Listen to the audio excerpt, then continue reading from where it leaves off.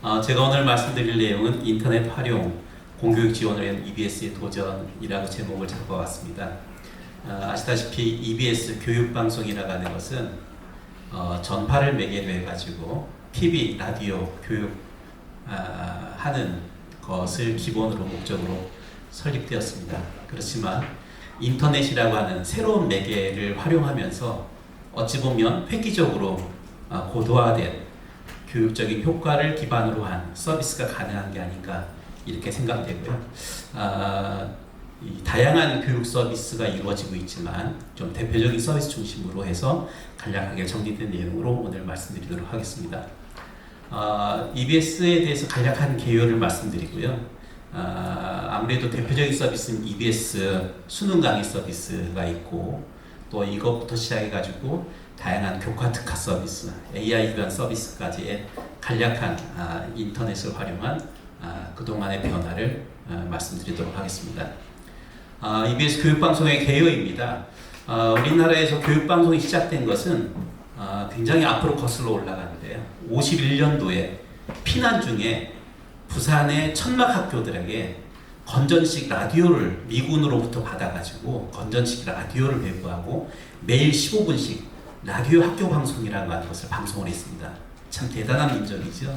피난 중에서도 라디오를 통해 가지고 학교 교육이 계속되도록 했으니까 그랬던 것을 시초로 보고요. 본격적인 시작은 72년도에 한국교육개발원이 만들어지고 난 다음에 우선적으로 교육 방송을 준비해서 74년도에 라디오 학교 방송이라고 하는 첫 전파를 내게 됩니다. 그래서 실질적인 교육 방송의 시작은 74년도로 볼 수 있고요. 그랬던 것이 2000년도에 공사화가 되면서 본격적인 EBS 교육 방송이 시작됐다. 그래서 전파의 시작은 교육 방송의 시작은 51년도, 74년도에 첫 전파 본격적인 방송이 시작됐고 90년도에 EBS 교육방송이 제3TV를 기반으로 해서 시작됐고 공사화돼서 시작된 것은 2000년도부터 지금에 이르고 있다라고 보시면 될 것 같습니다. 초기에는 학교교육 방송을 주 내용으로 했었던 것이 80년대에 우리 교육이 선진화되면서 급격한 고도 성장기에 학교교육의 인프라도 나아지면서 교육방송에 대한 미션이 학교교육뿐만 아니라 평상교육으로 확대되는 이러한 과정을 겪게 됩니다. 이런 과정을 통해서 공영방송이 2000년도에 공영방송 공사법이 만들어질 때는 그 범위를 학교교육을 보완하는 것뿐만 아니라 평생교육까지를 범위로 해가지고 현재에 이르고 있다라고 볼 수 있겠습니다. 초기의 EBS 방송표입니다. 보시면 학교 수업 시간하고 거의 똑같은 식의 방송 시간표가 만들어졌습니다.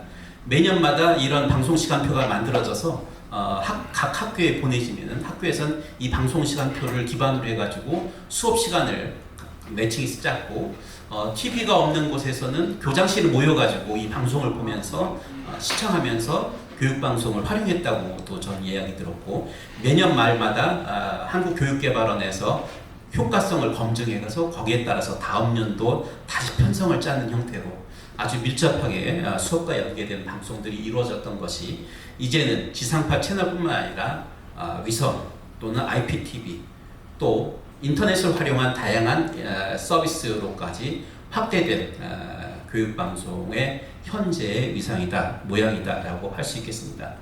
아마도 현재 제공되고 있는 다양한 유아부터 시작해서 성인, 어린이, 학교교육 방송까지 다양한 방송 프로그램들 많이 활용하고 계실 걸로 생각됩니다.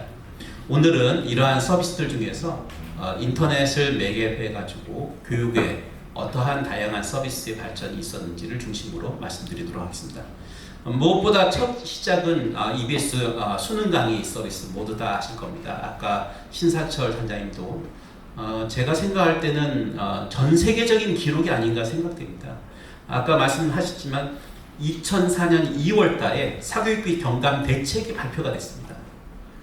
2월 달에 발표되고 나서 한 달 반 만에 4월 달에 전 사교육비 절감을 위한 고교 강의 서비스가 시작이 됐으니까 1년 반 만에 우리나라에 어찌 보면 인터넷의 전체적인 인프라부터 시작해서 활용까지를 역사적으로 바꿀 수 있는 이러한 변화가 이때 바로 이루어졌다라고 볼 수 있겠습니다. 그래서 4월 1일 통해서 수준별 e-러닝 강의를 목표로 해서 준비해가지고 서비스가 시작됐고, 처음 시작할 때 51개 과목 5천여 편의 방송 콘텐츠가 만들어져가지고 10만 명이 동시 접속할 수 있도록 망을 확대를 해가지고 준비한 상태에서 전국에 약 2,100개 고등학교에 인터넷 전용선을 구축해가지고 2메가 전용선을 다 구축했습니다.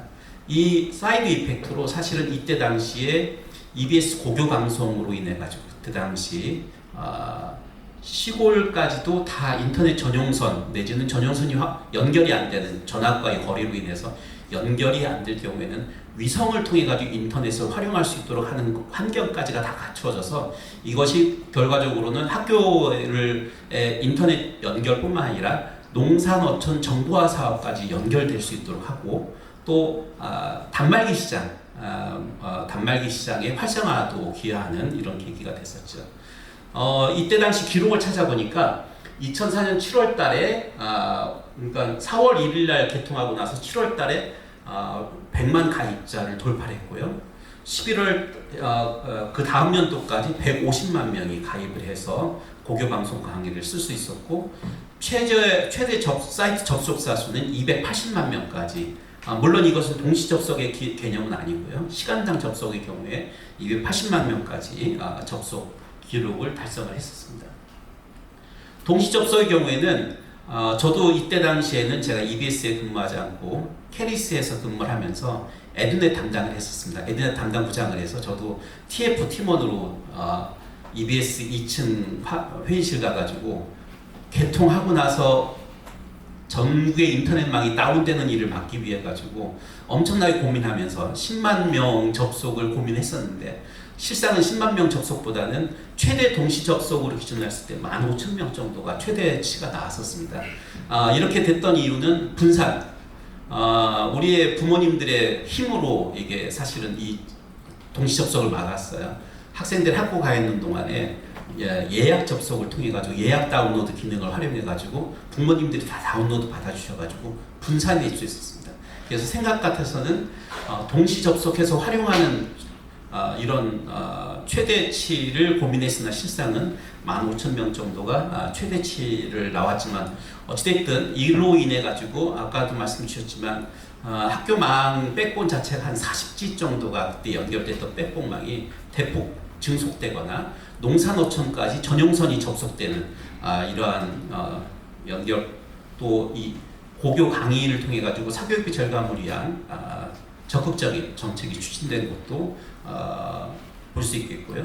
또한 이걸로 인해 가지고 이 추진되는 과정에서 안정화가 되고 난 다음에는 동영상 화질을 처음에 300kbps로 제공하던 것을 늘려 가지고 600kbps까지 확대를 하고, 또 이미 배속 진행 학생들이 영상 콘텐츠를 이용한 다양한 방식을 제공한 형태로 해서 사교육비 절감에 또는 EBS 수능 강의가 전국에서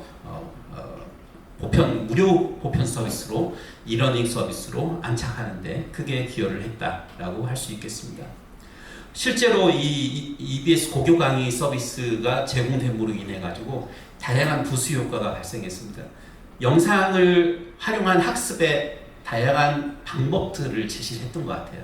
여기 보시면 나와 있지만 인터넷이 갖고 있는 양방향 특성을 활용해서 수준별 고교 강의를 넘어가지고 필요한 강의에 대해서 북마크라든지 배속수 강의라든지 학습 Q&A가 영상을 시청하는 과정에서 이루어질 수 있도록 한다든지, 이러한 다양한 형태의 부수적인 기능에 대한 니즈 내지는 그걸 제공을 통해서 현재 영상 강의 서비스에서는 당연시 되어 있던 것들이 사실 이런 고교 강의라는 강의를 통해 가지고 이용자들의 니즈를 통해서 그 니즈를 충족시키기 위한 개발 과정을 통해서 이제는 보편화된 기술로까지 왔다라고 볼 수 있겠습니다. 이러한 고교 강의, 수능 강의 서비스 같은 경우는 어찌 보면 범교과 서비스라고 볼 수 있는데, 이러한 범교과 서비스가 대두되면서 이런 노하우를 기반으로 해서 더 분화된 서비스가 교과 특화 서비스입니다. 지역 및 계층 간의 교육 격차 해소를 위해 가지고 역시 추진된 교과 서비스인데, 대표적인 것은 2007년도에 EBS 잉글리시 채널을 개통하고 인터넷 서비스를 개통한 것입니다.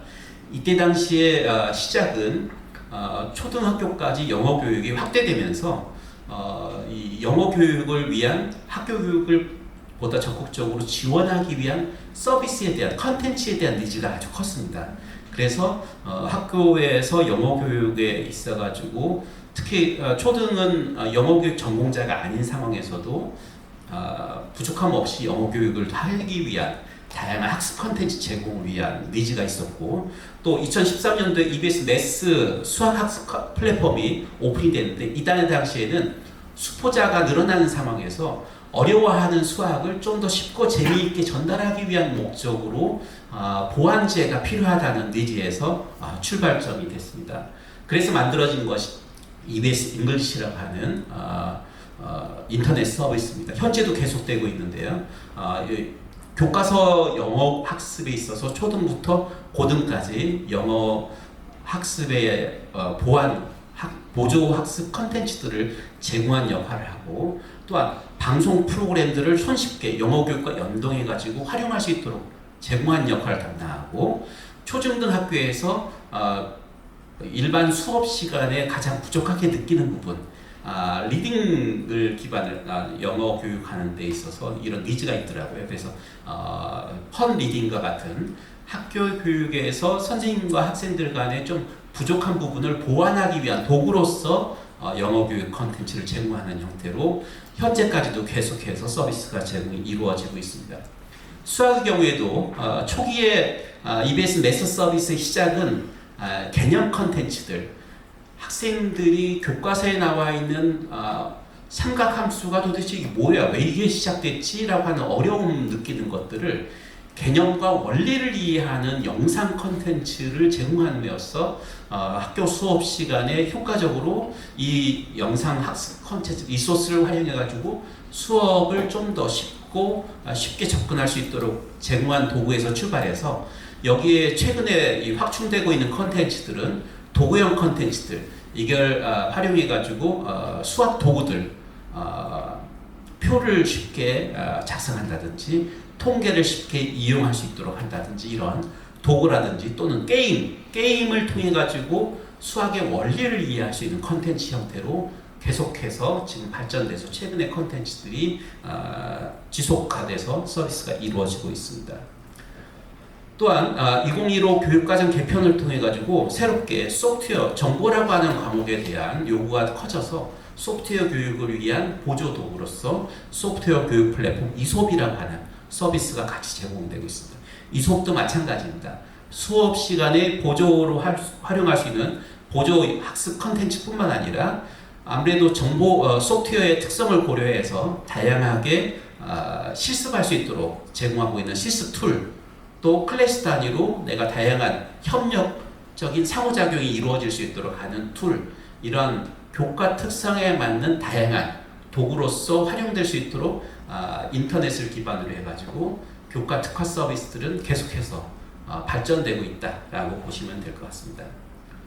여기에서 한 발짝 더 나아가서 최근에는 AI 기반의 교육 서비스들이 제공되고 있습니다. 첫 번째 만들었던 건 단추라고 하는 서비스인데요. ICT 기반 공공 서비스 확산 사업, 공공 영역에서 AI를 활용한 선도 서비스로 2017년도에 처음 저희 EBS가 선정이 돼가지고 EBS 단추라고 하는 서비스가 개발이 돼서 제공이 되고 있고요. 또 영어 의사소통 능력을 향상시키기 위해 가지고 2019년도에 AI 팽톡이라고 하는 영어 말하기 학습 서비스가 개발이 돼서 제공이 되고 있습니다. 이 서비스들의 경우에 단추의 경우에는 사실 EBS 고교 영역만 쳐도 약 100만 건의 평가 문항이 있고, 이 평가 문항에 따른 영상 컨텐츠들이 있습니다. 이런 것들 학생들이 한정된 시간 내에 이 컨텐츠들을 다 이용하는 건 어렵기 때문에 AI를 활용해 가지고 학생들이 쉽게 내 수준에 맞는 평가 문항들을 풀면서 부족한 부분들을 영상 컨텐츠 리소스를 활용해 가지고 보조 학습할 수 있도록 AI가 역할을 담당하는 그래서 사실은 EBS 고교 강의를 예를 든다면 고교 강의의 경우에는 컨텐츠가 5개, 5수준으로 만들어져 있는데 이것을 KNN 기반으로 해서 분집화를 해가지고 약 20개의 단계로 나누어 가지고 AI가 학생들의 수준을 평가하고 거기에 맞춰가지고 20단계 안에서 내가 필요한 수준에 맞는 학습이 이루어질 수 있도록 제공한 역할을 단추에서는 하고 있고요. 또 AI 팽톡이라고 하는 것은 영어 말하기, AI 중에서 제일 처음 상용화 단계로 바뀐 게 챗봇 기능인데 초중등학교에서 학생들이 원어민 교사가 있음에도 불구하고 원어민 교사는 한정된 영역에만 존재하고 또 상대적으로 말하기를 발화학습이라고 하는 것 자체가 많은 연습을 필요로 하는데 AI가 적용되기에 가장 효과적인 영역이다 판단하에 학생들이 말하기를 AI와 함께 할 수 있도록 만들어진 게 AI 팽톡이라고 하는 서비스입니다. 그래서 학생들은 언제든지 AI 팽톡 서비스에 접속하면 내 교육과정에 맞는 영어 말하기 학습을 상황에 맞춰가지고 할 수 있도록 이게 AB의 이런 규정화되어 있는 연습이 아니라 AI하고의 자유로운 발화 학습이 가능하도록 교과 학습 범위 내에서 제공하고 있는 게 AI 팽톡 서비스입니다. 이렇게 EBS는 EBS 수능 강의부터 시작해서 교과 특화 서비스, AI를 접목한 서비스로 인터넷을 매개로 해가지고 서비스가 기술의 발전이나 아니면 수요에 기반해가지고 확대 발전을 해왔습니다. EBS가 이러한 서비스들은 다 공공의 재원을 기반으로 제공을 하다 보니까 보통은 이러한 서비스들은 교육 정책의 효과적인 추진을 지원하기 위해서 만들어지거나 또는 교육 복지를 강화하기 위해서 필요한 영역이거나 또는 교육 위기 상황 또는 학교에서 굉장히 큰 니즈를 느끼고 있는 영역에서 중점적으로 정책 지원을 통해 가지고 사업이 현재도 제공이 되고 있습니다. 이러한 서비스들이 저희가 초기에 IDC 센터를 통해서 직접 인프라를 구축하고 인터넷을 활용해서 제공한 방식에서 최근에는 클라우드 기반으로 제공하는 서비스로 변화하는 과정을 통해서 가장 크게 느끼는 니즈 부분은 뭐냐면 시대는 변화했음에도 교육부나 기재부를 통해서 예산을 지원하는 방식은 아직까지 크게 변화가 없다 보니까 실제 집행하는 EBS 입장이나 또는 캐리스도 마찬가지일 거로 생각되는데 굉장히 큰 변화의 필요성을 느끼고 있다는 거죠. 뭐냐면 정부의 예산 지원 사업은 특히 이러한 교육 부처가 직접 한 사업이 아닌 경우에는 특별 교부분 사업을 많이 하게 되는데 교부분 사업의 경우에는 3년이 지나면 그때부터 계속 일몰 또는 평가를 받기 때문에 현재의 초기에 IDC 기반으로 직접 인프라까지 구축해서 하던 사업에 비하면 지속적으로 이용료가 들어가고 안정화가 돼서 이용자가 늘어나기 때문에 이용 비용이 더 증대가 되거나 또는 기술이 급격하게 빠르게 변화함으로 인해 가지고 지속적인 개발이 필요로 한 영역에서 사실은 공공 재원을 기반으로 이러한 사업을 지속하는 게 굉장히 어렵고 끊임없이 챌린지를 요청받고 있습니다. 이용자 늘어났는데 운영 비용은 적게 줘가지고 이걸 어떻게 이 비용 가지고 서비스를 끊을 수는 없으니까 어떻게 운영할 거냐라는 고민을 많이 할 수밖에 없는, 그래서 2000년대에 예산을 집행하던 방식과 2020년대 현재의 예산을 집행하는 방식에서 기재부나 부처의 인식의 차이가 크지 않다 보니까 이거의 변화가 많이 느껴지고 있고, 두 번째 마지막 시사점은 뭐냐면 이제는 언제나 어디서나 학습자에게 필요한 맞춤형 학습 서비스를 위한 서비스 지향점이 변화했음에도 불구하고 중요한 부분은 직접적인 투자가 학교 가정 외에는 없다는 거죠. 학생들은 이동 중에서도 just in time, 필요할 때 언제나 학습할 수 있도록 지원을 필요로 합니다. 오히려 1단계 정보화 사업이 완성됐을 때는 학생들을 위해 가지고 PC 통신비까지 초기에는 PC를 지원했고 PC를 다 갖췄으니까 그 다음부터는 인터넷 통신비를 지원해서 접속해서 쓸 수 있도록 했는데 최근에 AIDT가 이제 어떻게 되면 관계없이 이제는 AITT까지 나와 있는 상황이지만 아직까지도 학생들이 이동하면서 이용할 수 있는 학생과 이동했을 때는 이동하면서 이용할 수 없는 학생으로 나눠진다는 것은 큰 격차를 유발하고 있기 때문에 이러한 부분에 있어서도 예산의 투입 방식이나 이제는 학생들의 이동 중에서도의 접근성까지 보장해야 되는 방식으로 좀 더 강화의 인터넷 활용에 지원 강화가 필요하지 않나 이런 생각을 했습니다. 네, 짧은 강의 감사합니다. 이상 마치겠습니다.